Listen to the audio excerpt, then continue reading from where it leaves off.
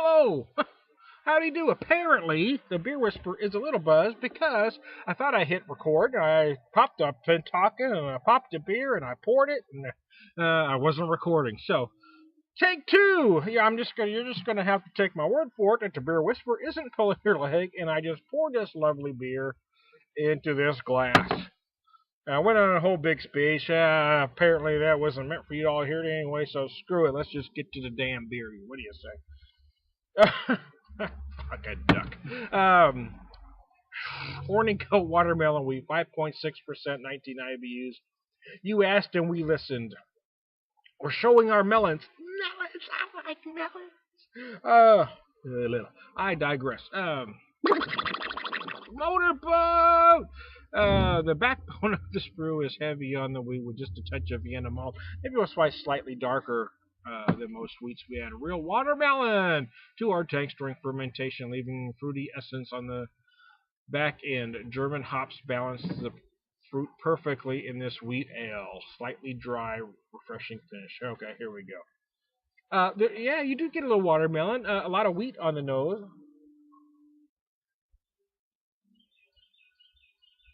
Let's have a slightly dry finish. I'm not a fruit beer fan, and I'm on record as saying that.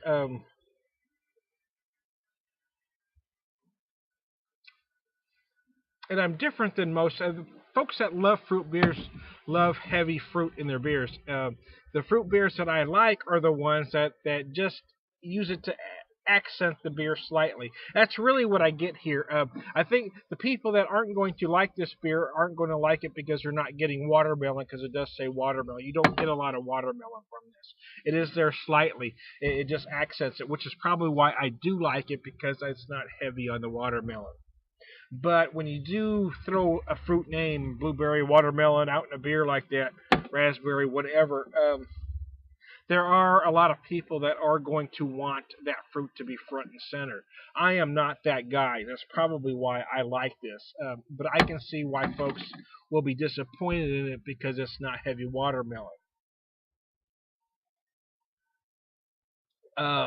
Even so, I tend to grade beers more on execution. For instance, whether even if it was heavy watermelon on it, was it put together well? Is there anything off, anything wrong, any flaws in it? Now, this isn't heavy watermelon, which is what I like, but there isn't any flaws in it. The only thing, again, for someone that's not going to get this beer, is probably going to be because it says watermelon and you don't get a lot of watermelon in it. Having said that, there really are no flaws in the beer. It does do what it's supposed to do. It does have a dry finish. It is incredibly refreshing.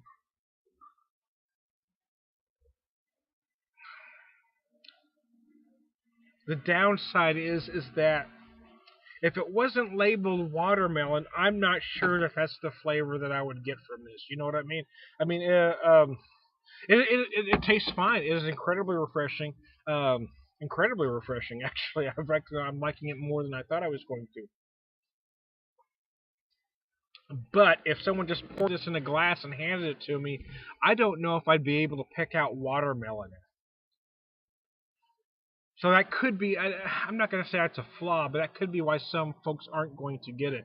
It's not a flaw because there's nothing wrong with it. There are no off flavors. There's nothing off-putting about this beer. It just doesn't have as much watermelon as somebody might be looking for. For me, it's perfect. Don't get me wrong. That's what the point I'm trying to make is that, hey, it works for me because I don't like the fucking fruit anyway.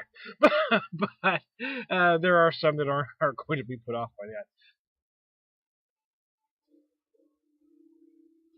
Yeah, actually, to be honest with you, I'm kind of digging it. I've kind of stayed away from wheats over the last couple of years. This year, I've kind of started trying a few again. Um, This does have a really nice finish. It does have that kind of dry pucker finish. It's very nice. It is a perfect warm weather beer. There is nothing wrong with this whatsoever. Again, it's going to depend on price. I picked it up for about $8 a 6-pack. That's okay. I wouldn't want to go any more than that, to be honest with you, but I don't want to go any more than that for any light summer fare. That's just me, gosh darn it. Oh. Whew. Anyways, I digress. So, I am Tom the Beer Whisperer. It's obvious at this point to everybody watching me that I am now buzzed. So, I'm going to wrap up this video. I'm struggling with this holiday as July 4th, 4th of July. Oh, holy crap. I'm really missing my Seamus so bad. I've been struggling crying all day long. It's just been a rough day, and I try to make the best of it, and I get to the end of the day and I try to do these videos and forget. But I can't, I kind of do these because he sort of made fun of me when I do these videos, but he also encouraged me at the same time, it's one of those things you kind of would, and then every once in a while I get him to get in one, I did a hot sauce video with him, we did some root beer reviews together, again,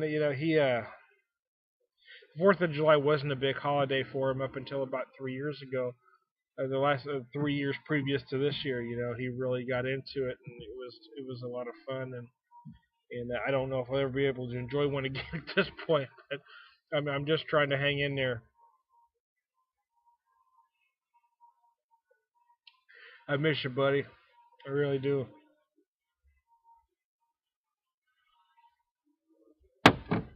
So anyway, I hate it when I get sad at the end, Tom. Son of a bitch. Anyway, watermelon. This isn't what I expected. It isn't beer brewed with watermelon juice. The watermelon is very light, but overall the beer is very well. It's executed very nicely. The flavors are put together well. I think some folks may get their knickers in a knot because there isn't a lot of watermelon flavor. But there isn't anything wrong. There is nothing executed wrong about this beer, so it is. I would suggest trying it. It is a buy again for the Beer Whisperer. Oh, excuse me. Goodbye.